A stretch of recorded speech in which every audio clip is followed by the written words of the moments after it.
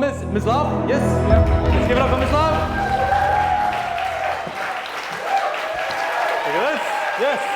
The stage is yours, brother. Thank you. All right. So let me start off by asking you a question. Who here has a fear of public exposure? I don't see many hands. And when I say public exposure, you probably mean like getting naked, like publicly or something like that. But for me, it always meant showing my real face. But something made me look at it a bit differently. So I had a casual conversation with my friend, and she mentioned flipping through old photo albums with her grandma. And she kept pointing at faces asking, who are these people?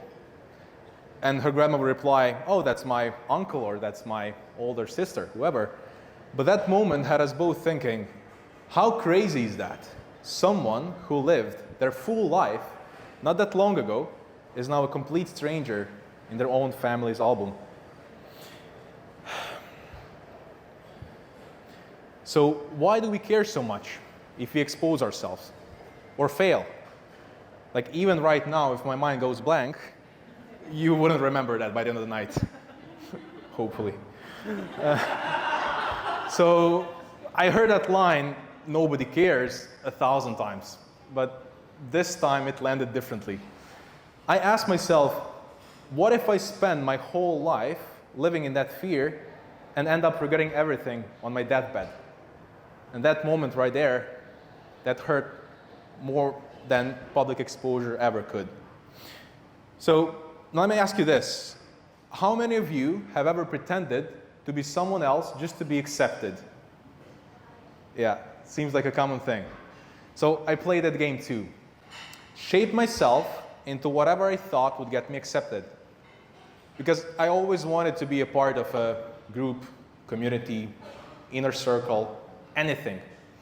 But you guessed it, I would always end up alone. And as it kept happening over and over, I knew something had to change. So I packed my suitcase, bought a one-way ticket to Thailand, locked myself into a 4x4 apartment, grinding non-stop on my online business, trying to prove my worth, so I could finally be accepted by someone.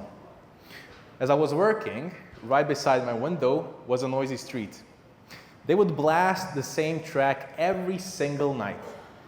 And I would always hear people singing, laughing, having the best time of their lives, which only poured gas on the fire. I started falling apart.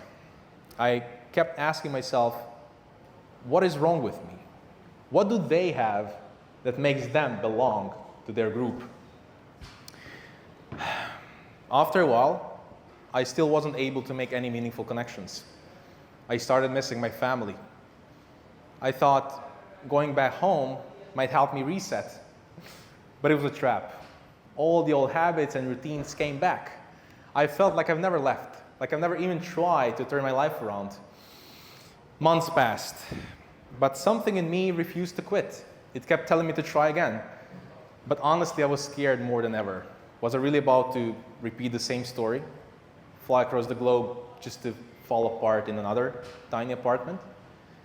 Well, yeah, I packed my suitcase again, bought a one-way ticket to Bali, but this time I told myself I'll just go with the flow. Soon after I landed, I noticed networking events everywhere. I thought, this is exactly what I need.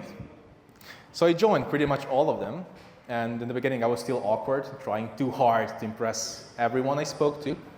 But after some time, I started noticing a pattern.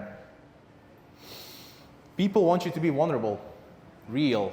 They don't want to meet someone who has a mask and just want to get some value from someone.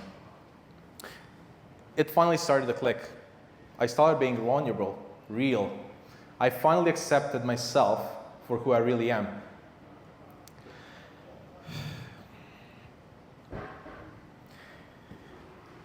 I can tell you, in the previous 3 months, I made more meaningful connections than I ever had in my whole life. And I wish I learned this much earlier, but like being authentic might push some people away, and that's okay. But those who stay are worth more than 1,000 others. you. And I also can see that a lot of people here face that same fear. So I decided to face mine today with you guys during my first ever public speaking experience. Thank you, guys.